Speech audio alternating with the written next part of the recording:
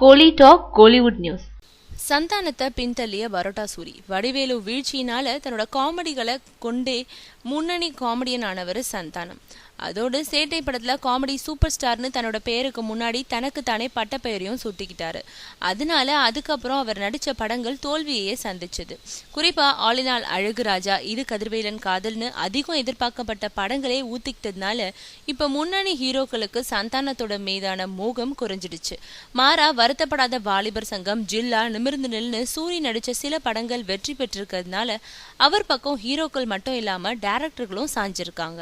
இதுக்கெல்லாம் மேலா சந்தானத்தோட படக்கூலி ஹீரோக்களையே மிஞ்சும் வகையில எகிரி நிக்கிறதும் ஒரு முக்கிய காரணம் ஆகியிருக்கு. இதனால அஞ்சான் படத்துக்கு சந்தானத்தை புக் பண்ணியிருந்தவங்க கடைசி நேரத்துல சூரிய புக் பண்ணிட்டாங்க. இதனால சந்தானத்தோட வாய்ப்பை கைப்பற்றி அவரை பின் தள்ளி இருக்காரு சூரி.